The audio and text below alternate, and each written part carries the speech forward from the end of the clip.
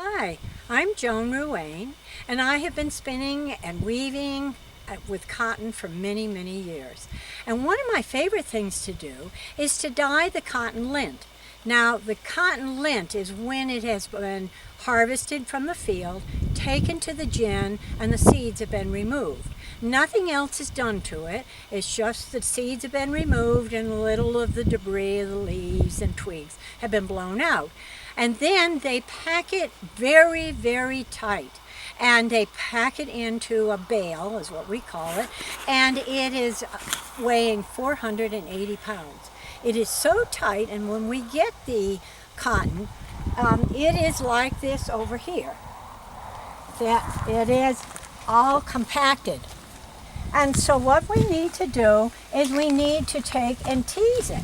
And you can see I have already teased this cotton here. And look at it, it's just about twice the size of what you originally get that has been packed hard.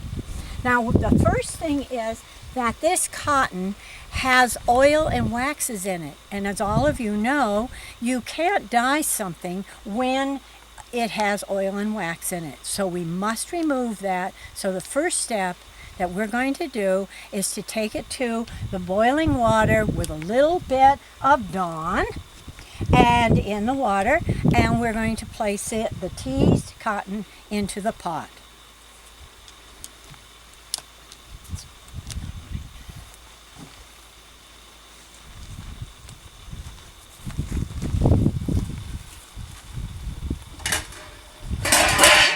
I haven't put my Dawn in yet, so let me get that in.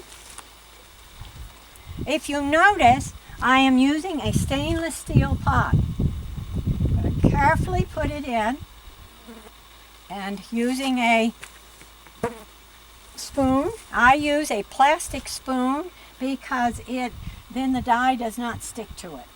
And I'm going to press it down in because it's floating on the top. I'm not sure if you can show it, the floating, but it just floats right on the top.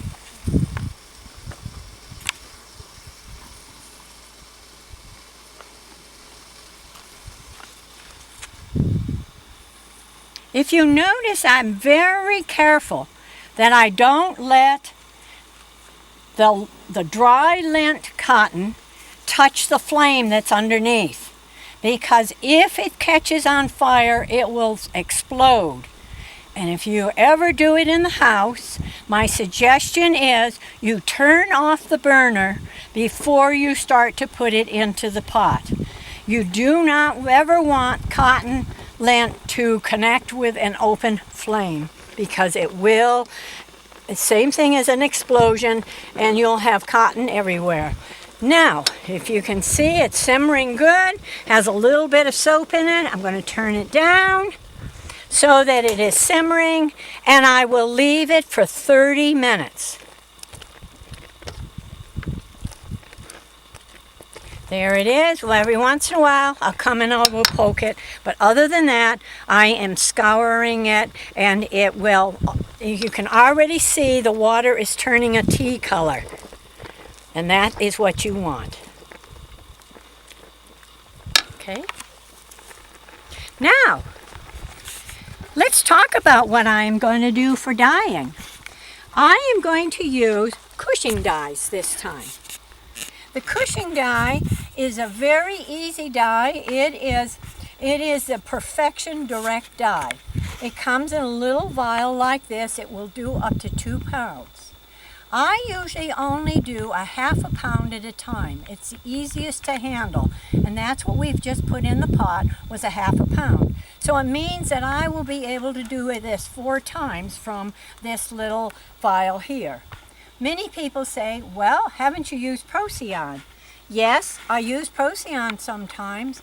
The only problem is it takes a lot of water for rinsing. And so when I'm here in the desert, I find that my Cushing dye works very well, and you will see how little water that I have to use.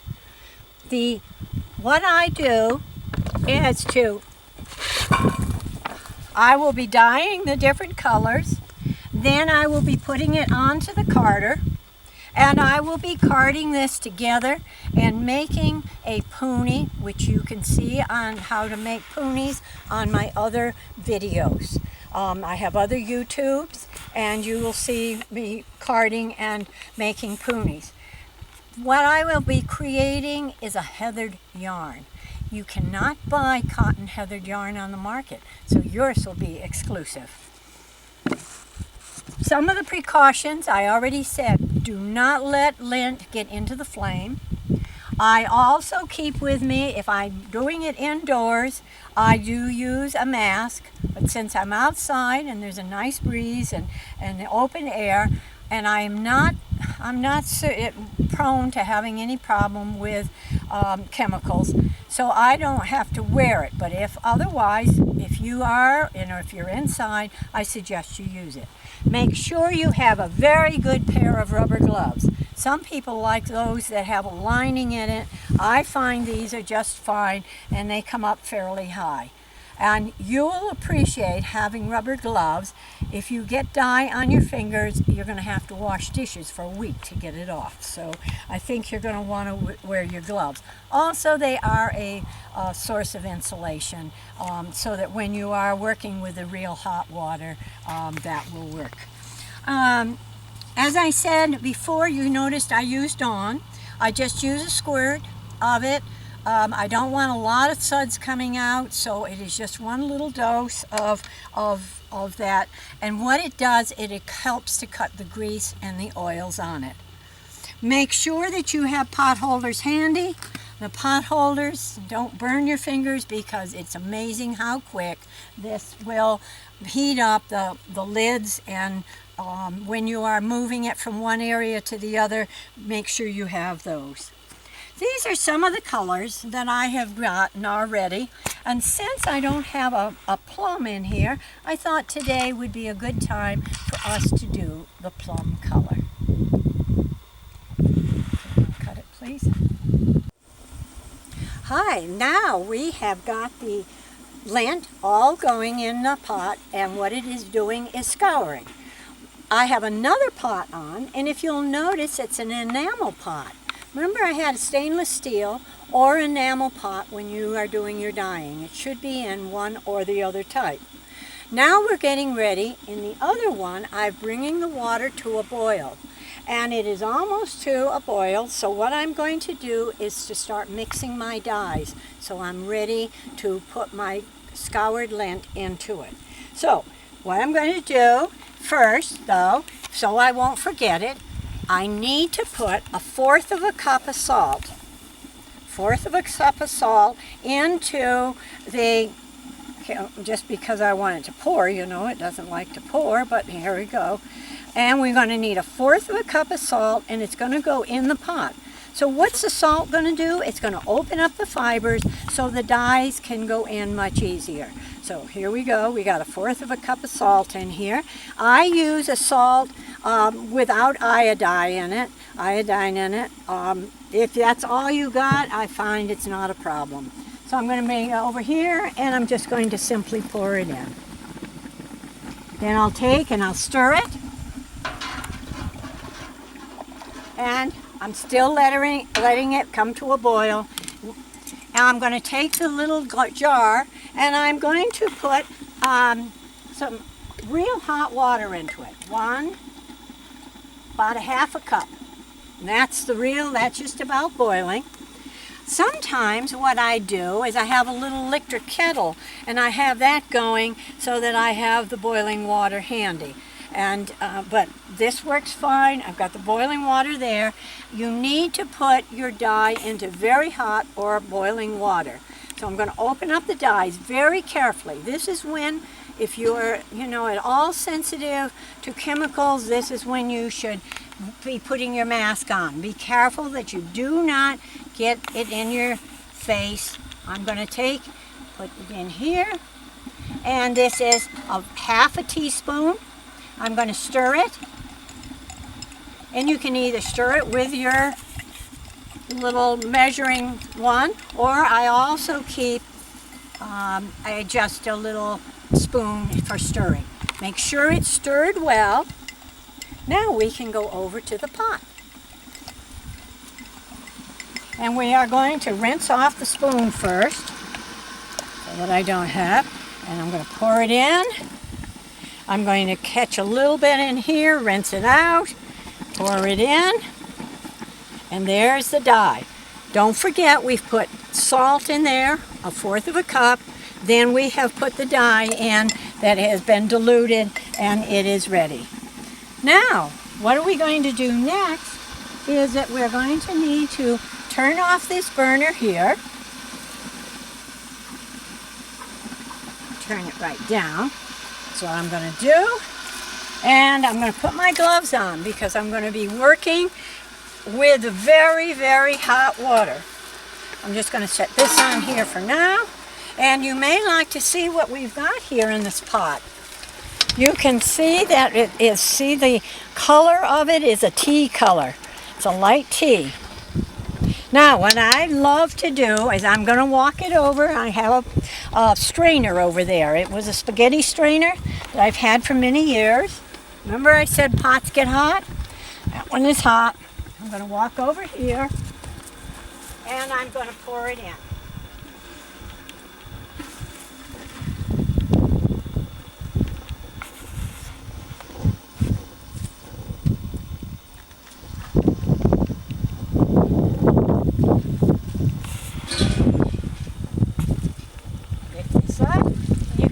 I have a strainer.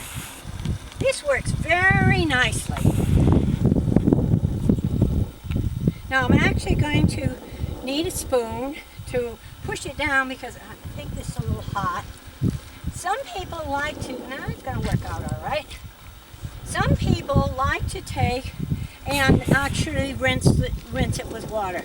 I did not put a lot of soap in it, so it's not extra soapy. So now what I'm going to do with it, one more squeeze out, and I'm going to come back over here, and I'm going to, using my pot holder, take the lid off, and now it is simmering in here. So I am going to take my scoured lint. I'm going to take it all at one time. What I can do here is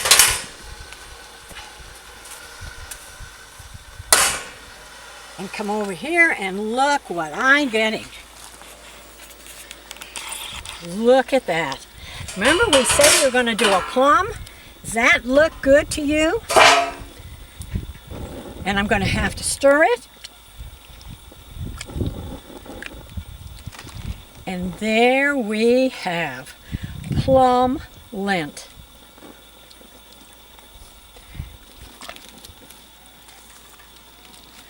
Okay, that's it. 3. You have been watching this simmer, and I've had it on here for about 20 minutes to 25 minutes. I can usually tell when the lint is nice and deep in color. If I find it isn't deep enough in color, and you can tell right off when you start, then I will mix up a little more dye, pull the fiber aside, and put more dye in. Very seldom. I find that the yellow sometimes needs, rather than a half a teaspoon, it will need more like a 3/4 of a teaspoon. But most of the colors, the half teaspoon is fine. And you can go and get all these directions on my website. And it is www.cottonspinning.com. And you can download the instructions, and that will be handy. And what I do is put it in a plastic container. I keep it near my dyes so I can remember it. Now, most of the dye is right into the lint. There's hardly any dye left. I'm going to turn the burner off. And I'm going to take it over. Whoops. Yep, they're okay. I'm going to take it over here to my strainer. And I'm going to put it in. Be careful. Notice there's very little dye left in there. Notice how it's all in the fiber. See, it's a very light color left there. Now I'm going to lift this out. Got a spoon this time. so I don't need to use my hands. And I'm going to push it down. And I'm just going to get most of the hot water off. And while I was letting this simmer, what I did was to fill this bucket 3/4 full of cold water, just right out of my hose, because I do this all outside. So I've pushed out a lot of the water. Now this is what's amazing to many of you. So I'm going to dump this in the cold water. And just because it's cotton, I can go from the boiling water to the hot cold water. Now, look at this. There's no dye coming out of it. See, the water is clear enough to drink. Can you see that? There is no color left in it. This is all the dye is right into the fiber, and it has absorbed it all. So now, when one of the things I should do, and definitely do, I'm going to put some salt water in here to help hold it. So, I'm going to open this up. I'm going to fill this up. Well, let's see. We were having trouble before, and I'm really having trouble now. There it comes. And I usually put it in ahead of time, but you know, when you're doing something filming, you just do it, Laura. You forget certain things, but this is not a problem. And that's one of the things I want to talk to you about. This is not precision dyeing. This is dyeing where you are doing it for your pleasure, and it's not going to be it is not going to be precision dyeing. Meaning the next time I dye a batch, it may not come out exactly the same.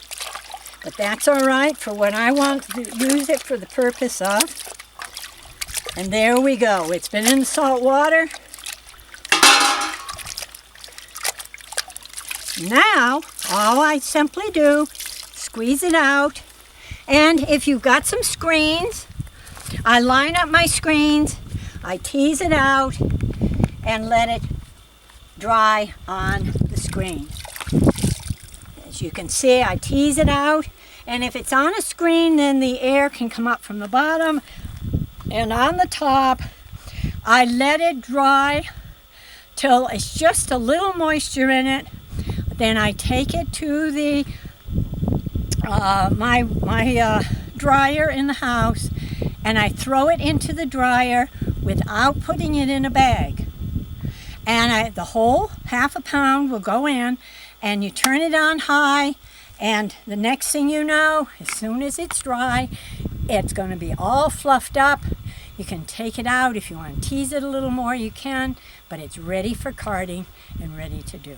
So don't forget, check my website, cottonspinning.com, and if you have any questions, feel free to email me. My email is on the website, and I'm happy to answer any questions you might have. Thank you for listening, and hope you had fun with me dyeing out in the desert.